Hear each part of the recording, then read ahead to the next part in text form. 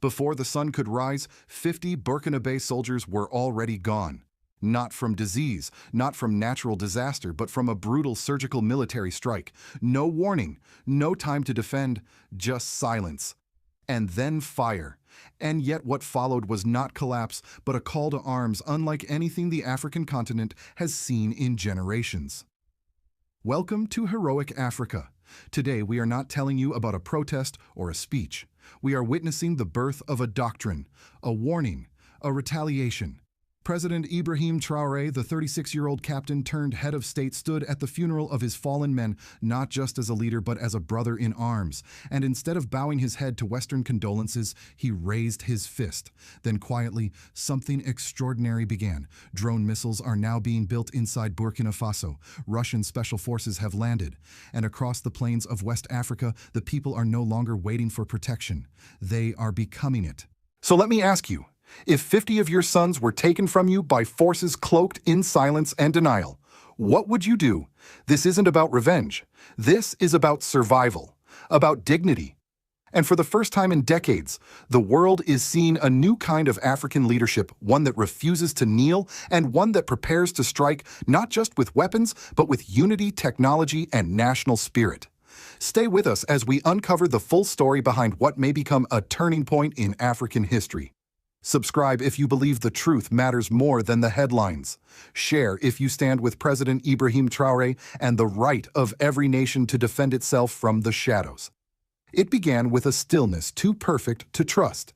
In the early hours before dawn, a military base near Burkina Faso's eastern corridor, the kind of place where routine meets fatigue, was thrown into chaos. Surveillance drones had gone dark.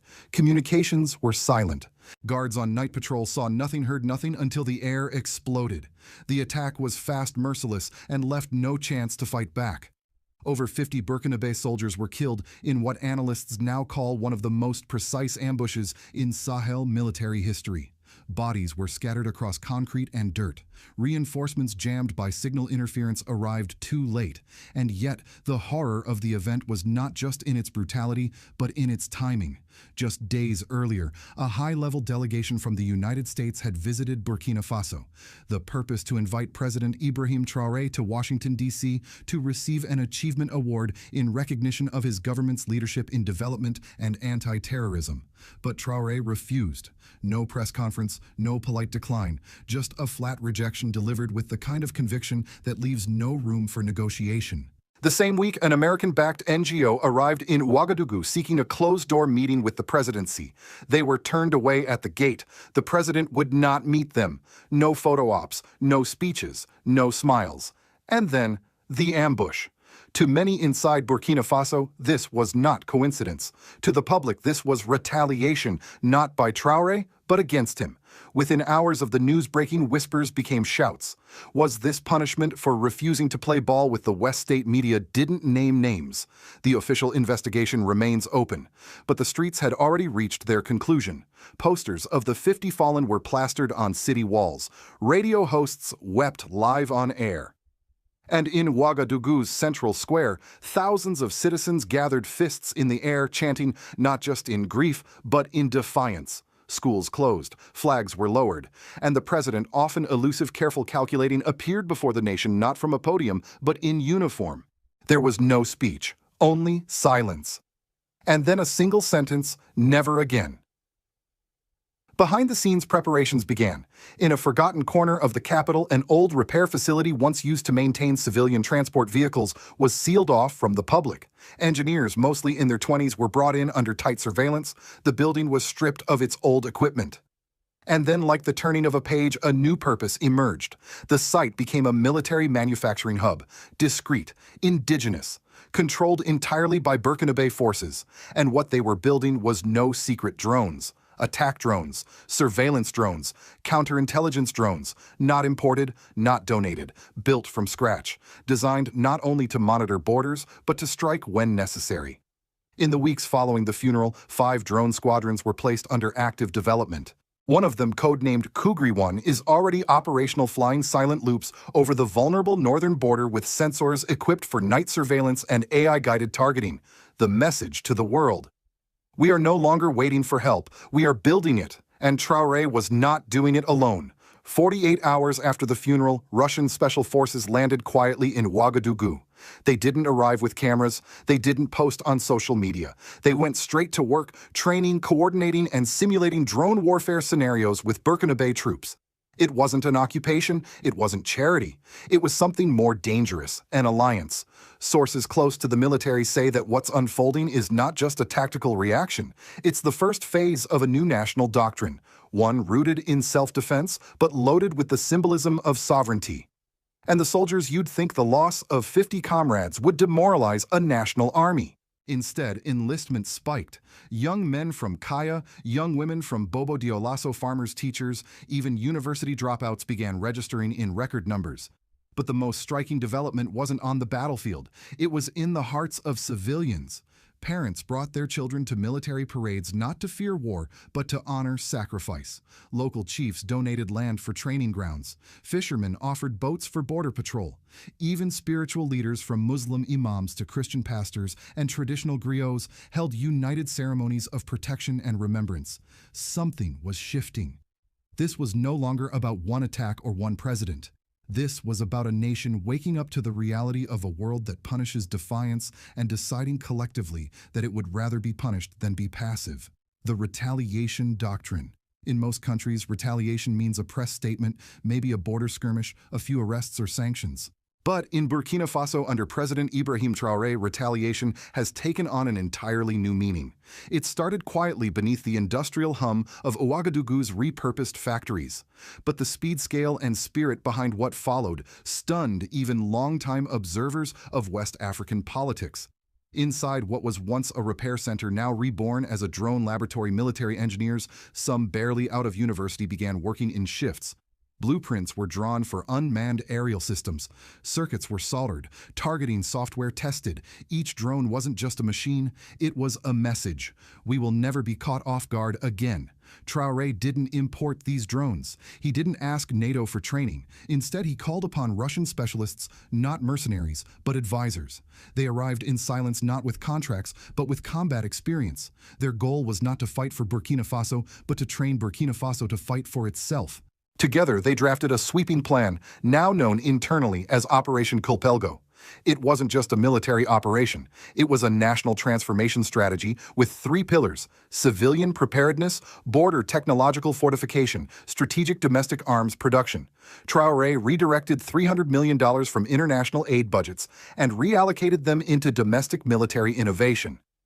The move shocked donors, rattled NGOs, and drew fire from international observers. But to the Burkina public, it was one word: justice.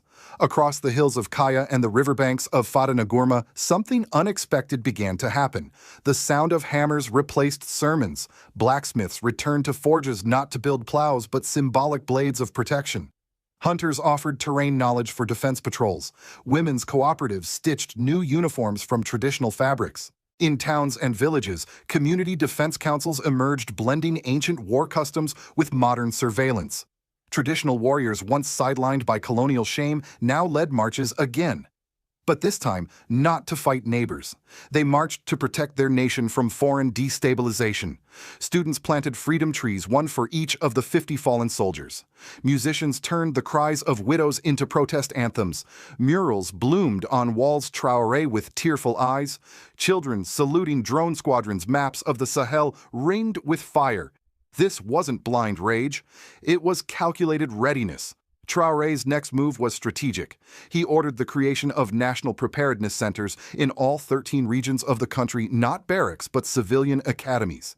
Here, youth are trained not only in defense tactics, but in history, strategy, ideology, and civic duty. At one training center outside Bobo Dioulasso, a 19-year-old woman, Salimata, told a local reporter, "They may have drones. We have memory. We have courage. And now we have both." The High Command, with support from Russian and Malian counterparts, began conducting weekly military drills simulating anti-drone warfare, insurgent infiltration, and border seizure scenarios. Even cyber defense became a priority. Burkina Faso sent its top intelligence officers to Mali, where they now train alongside Russian cyber experts on digital resilience, communications jamming, and electronic surveillance. But perhaps the most significant development wasn't technical, it was philosophical. Inside a private meeting with top generals and Russian advisors, Traoré unveiled what's now being whispered across the Sahel as the African doctrine of retaliation. It goes far beyond military response. It's a blueprint for reclaiming African dignity. The doctrine has three core tenets: total self-reliance in defense, no begging, no foreign bases, build what we need, train who we need, strategic disruption, counterattacks not just on the battlefield but in economy, diplomacy, and information warfare. Civic militarization. Every citizen is a guardian, not through violence but through vigilance, memory, and readiness. Russian advisors helped not just with tactics, but rewrote military training manuals, restructured strategic thinking, and began building a new kind of Burkina Faso army, one that thinks before it shoots and defends more than territory, it defends identity. Across the Sahel, murals began to change, no longer just honoring fallen Burkina Faso soldiers, but also those from Mali and Niger depicted standing together under one flag: red, gold, black, the new flag of resistance. And with each image, one word echoes louder: unity. What the world witnessed wasn't simply a response to a deadly ambush. It was the ignition of something deeper, a continent no longer asking for help, but declaring its will to survive. Traoré's retaliation isn't a single strike. It's a doctrine, a movement, and it's just beginning. From mourning to mobilization. In most nations, the death of 50 soldiers would trigger mourning, maybe protest followed by silence. But in Burkina Faso, grief has become infrastructure. Pain has become policy. And what started as a military tragedy has now reshaped the entire civilian-state relationship. Across cities and countryside, the state is no longer seen as a distant institution.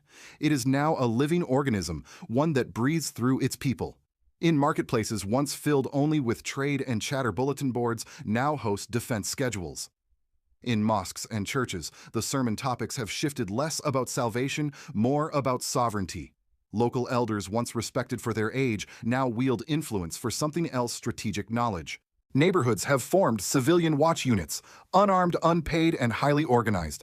They track strange movements. They report unfamiliar vehicles.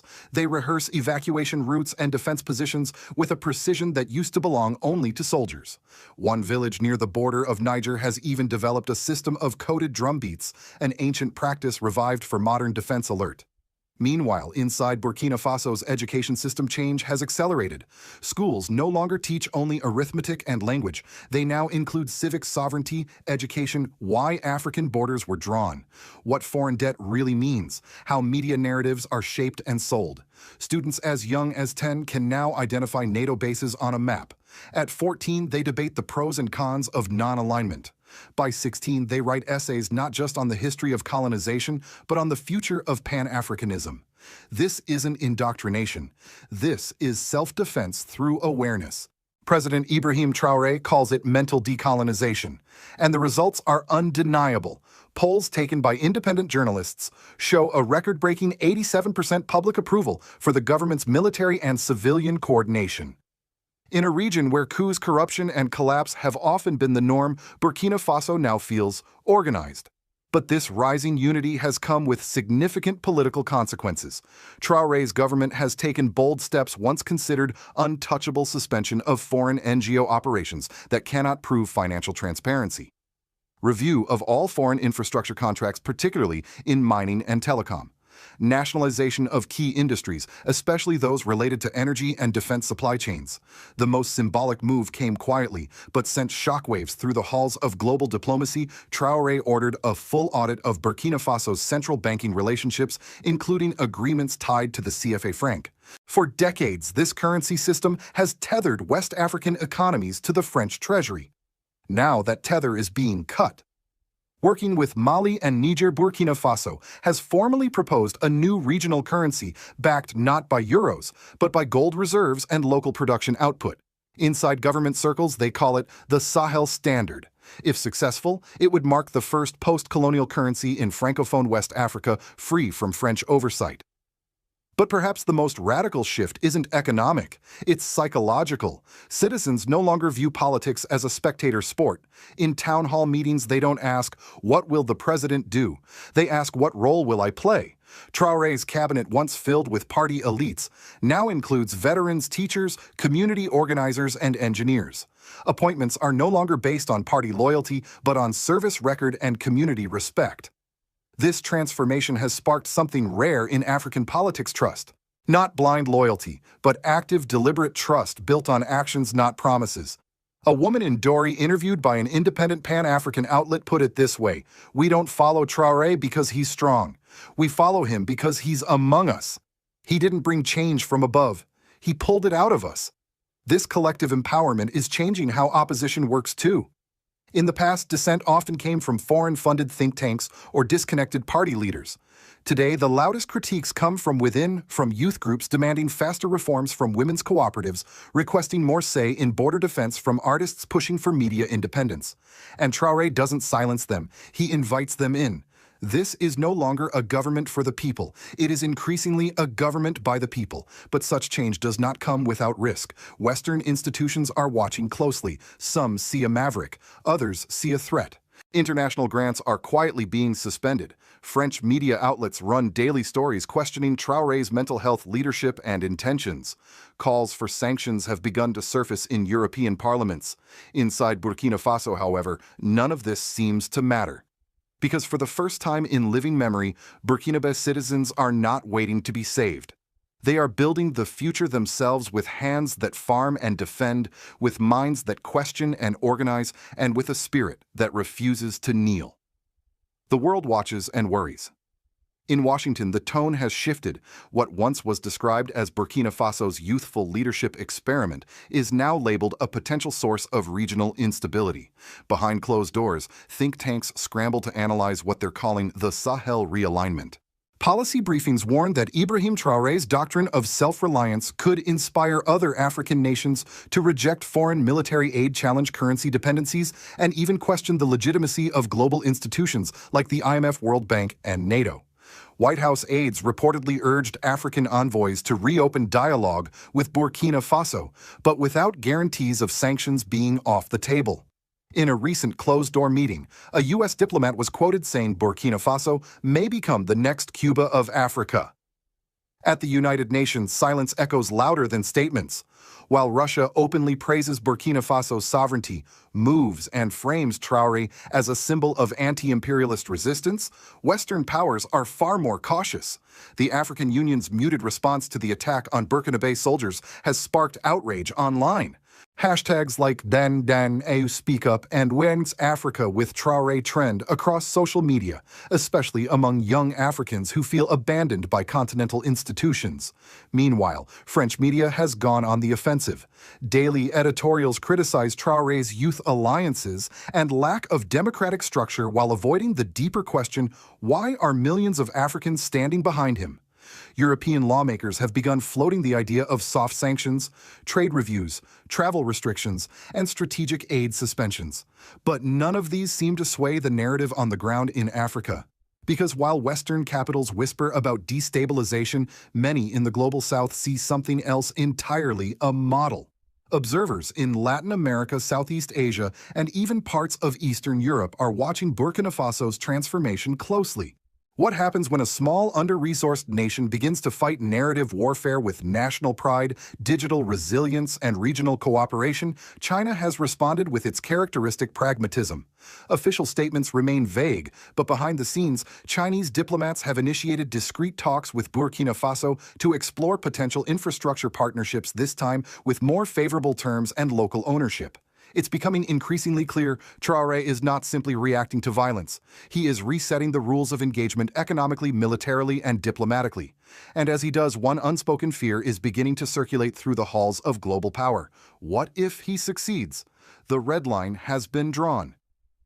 There are moments in history when a single act of violence is meant to break a nation, but in Burkina Faso it did the opposite. 50 soldiers were lost, yes. But something deeper was found. A collective will, a national spine, a red line. Across dusty airfields and quiet villages, people no longer speak of fear, they speak of readiness, and that readiness is no longer measured in bullets and drones, but in memory, discipline, and unity. Traoré's retaliation is not a declaration of war. It is a declaration of independence from foreign dependency, from forced narratives, from the quiet colonization that never truly ended. And that's precisely why global powers are worried, not because Burkina Faso is threatening them militarily, but because it is proving that Africa can stand on its own. The danger now, however, is escalation. If history has taught us anything, it's that when a small nation asserts its dignity too loudly, empires start sharpening their tools, sanctions, propaganda regime, change operations. It begins with labels like radical, unstable, authoritarian. Then comes the isolation. And finally, the attempt to erase the example before it spreads. So let us be clear. This is not just about one country. This is about a continent-wide awakening, and whether it will be nurtured or crushed. As citizens of the world, especially those of us in the West, we must ask hard questions. Are we truly committed to freedom and sovereignty? Or only when it serves our interests? Can we accept an Africa that chooses its own path, even if it doesn't look like ours? And most importantly, do we support leaders who kneel politely, or those who stand with their people? Burkina Faso has drawn the line, not with rage, but with resolve. Now the world must decide whether to cross it or respect it. If this message moved you, please share it. The algorithms won't push it, but you can. Subscribe if you believe that African dignity is not a threat, but a right. And tell us in the comments, do you think that President Ibrahim Traoré's national reform strategies are truly effective yet? Or should someone else step forward to carry the torch because the story of retaliation has been written? But the next chapter, that's up to all of us.